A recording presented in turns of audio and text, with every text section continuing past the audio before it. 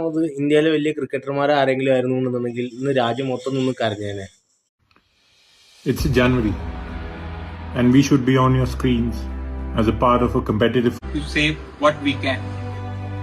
So we are calling the FIFA to step in and do what it takes to save Indian football. Fans deserve clarity, protection, and more importantly, a future.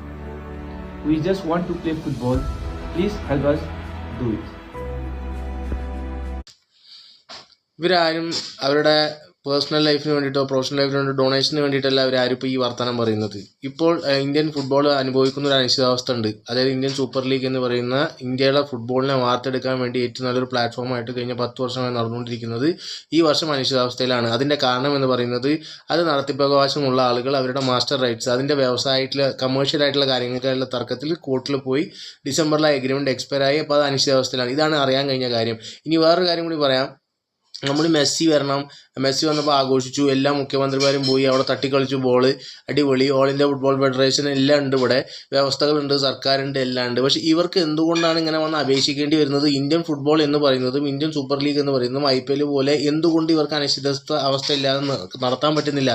ഇനി കമേഴ്ഷ്യലായിട്ട് ഇനിയിപ്പോൾ ഞാൻ പറഞ്ഞുതരാം.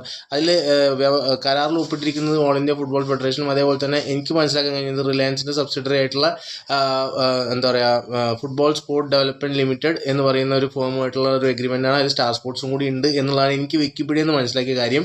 അപ്പോൾ ഇവർ തമ്മിലുള്ള തർക്കം കോടതിയിലാണ്. അതിലൊരു അനിശ്ചിതാവസ്ഥയിലൊന്നും നടന്നിട്ടില്ല, തീരുമാനമായിട്ടില്ല എന്ന് പറയുന്നത്. പക്ഷേ ഈ കളിക്കാർക്ക് എന്തുകൊണ്ട് നമ്മുടെ ക്രിക്കറ്റ് അല്ലെങ്കിൽ മറ്റൊരു കായികത്തിനെ പോലെ ഇന്ത്യൻ ഫുട്ബോളിന് എന്തുകൊണ്ട് ആ പ്രാമുഖ്യം നടക്കാൻ കഴിയുന്നില്ല?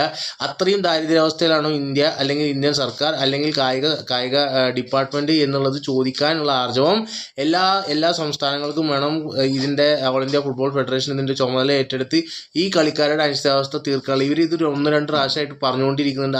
അതിനെ അഡ്രസ്സ് ചെയ്യാൻ പറ്റാത്ത മെസ്സിയെ കൊണ്ടുവരാനുള്ള പൈസ ഇവിടെ ഇന്ത്യയിലുണ്ടെന്നുണ്ടെങ്കിൽ അതിന് സ്പോൺസർമാരുണ്ടെന്നുണ്ടെങ്കിൽ ISL എന്തുകൊണ്ട് അനിശ്ചിതമായിട്ട് നടത്തുന്നില്ല എന്നുള്ളത് വലിയ ചോദിച്ചിട്ടാണ്. ഇത്രയും നാടിന് വേണ്ടിയിട്ട് ചെയ്ത സുനിൽ ഛേത്രിയെ പോലുള്ള ആളുകൾക്കൊക്കെ ഇത് പറയേണ്ടി വരുന്നതും ബാക്കി കളിക്കാർക്കും ഇത് പറയേണ്ടി വരുന്നതും വളരെയധികം ലജ്ജാർഹമാണ് എന്ന് മാത്രം പറയുന്നു. ഇതിന് സൊല്യൂഷൻ കാണണം. സേവ് ഇന്ത്യൻ ഫുട്ബോൾ എന്നുള്ളതല്ല, ഇത് ഇന്ത്യൻ കായിക വ്യവസ്ഥയുടെ ഫുട്ബോൾ എന്ന് പറയുന്നത് 140 കോടി അല്ലെങ്കിൽ അതിന് കൂടുതൽ ആളുകളുള്ള രാജ്യത്തിന് വേൾഡ് കപ്പിലേക്ക് ക്വാളിഫൈ ചെയ്യാൻ പറ്റുന്നില്ല ഈ ഒരു അവസ്ഥയിലും, അല്ലെങ്കിൽ ആ ഒരു കളിയോട് അത്ര കണ്ട ആത്മാർത്ഥത നമ്മൾ പുലർത്തിയിട്ടില്ല എന്നുള്ളൊരു വസ്തുതയാണ്.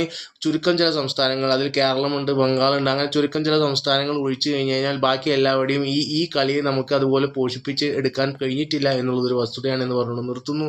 നന്ദി, നമസ്കാരം.